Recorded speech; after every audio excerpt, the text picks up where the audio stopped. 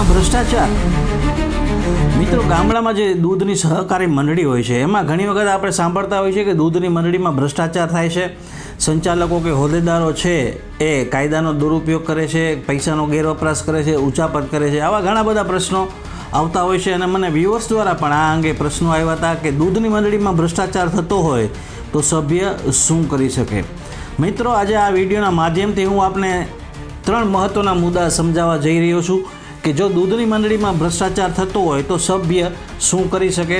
સૌપ્રથમ તો જો દૂધની મંડળીમાં ભ્રષ્ટાચાર થાય છે, હોદ્દેદારો કોઈ ભ્રષ્ટાચાર કરે છે એ અંગેના તમારી પાસે પુરાવા હોય તો લેખિત ફરિયાદ જિલ્લા રજિસ્ટ્રાર જે હોય છે સહકારી મંડળીના ત્યાં તમારે કરવી જોઈએ। જિલ્લા રજિસ્ટ્રાર પાસે આ અંગેની તપાસ કરવાના સત્તા અને અધિકાર હોય છે। બીજું કે નાણાંનો ગેરવપરાશ કરવાના કે ઉચાપત કરવાના જો આક્ષેપો હોય અને એના પુરાવા હોય તો આવા ઉચાપત કરનાર હોદ્દેદાર વિરુદ્ધ સહકારી કાયદા હેઠળ કાર્યવાહી થઈ શકે છે।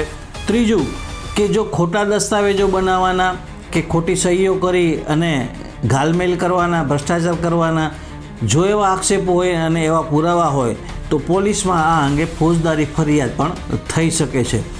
મિત્રો, આ 3 મુદ્દા એવા હતા કે જે દૂધની મંડળીમાં જો ભ્રષ્ટાચાર થતો હોય તો તમે આ 3 એવા હથિયાર મેં તમને આજે આપ્યા છે કે આ હથિયાર મારફત તમે ફાઇટ કરી શકશો, લડત આપી શકશો।